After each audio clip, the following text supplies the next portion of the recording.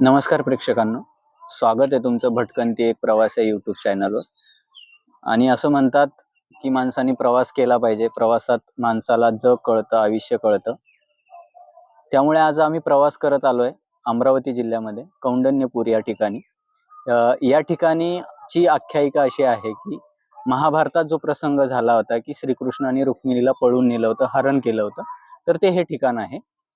आणि आता आपण ज्या ठिकाणी बसलोय ती वर्धा नदी आहे. आणि या वर्धेच्या काठी ते कौंडण्यपूर वसलेलं आहे. इथे 3 प्रमुख मंदिरं आहे. तुम्ही रोडाच्या तिकडनं जर प्रवेश केला तर तुम्हाला अंबिका माता मंदिर लागतं. त्यानंतर इस्कॉन टेम्पल लागतं आणि त्यानंतर इकडे रुक्मिणी माता जिथे राहिल्यात त्यांचा वाडा. त्याचबरोबर खूप मोठा प्रशस्त असं मंदिर आहे. पंचमुखी शिवलिंग आहे, दत्त मंदिर आहे. त्याचबरोबर मोठा परिसर आहे. तिथे एक विशेष गोष्ट म्हणजे जे संत, राष्ट्रसंत आपण ज्यांना म्हणतो, तुकडोजी महाराज यांची निवासस्थान खोली सुद्धा आहे, सभागृह आहे.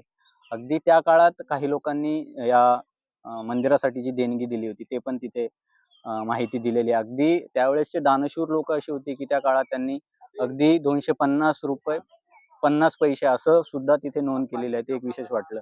फार मोठा परिसर आहे आणि आपण हा परिसर जपला पाहिजे, पाहिला पाहिजे. खरं तर युवकांनी ही जी संस्कृती आहे जपली पाहिजे.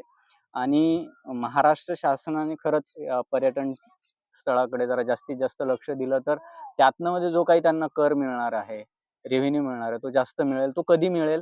तर यासारख्या ठिकाणांची सौंदर्य जे काही जपलं आहे, तिथला विकास असेल, ते जर सुधारणा केली तर पर्यटन मोठ्या प्रमाणात इथे भेटी देतील आणि त्यातनं उत्पन्न सरकारला मिळेल. पण त्यासाठी तशा सुविधा पर्यटकांना देणं फार गरजेचं आहे. तर मी म्हणेल की एकदा तुम्ही या ठिकाणी या, भेटी द्या, बघा काय आहे इतिहास. धन्यवाद.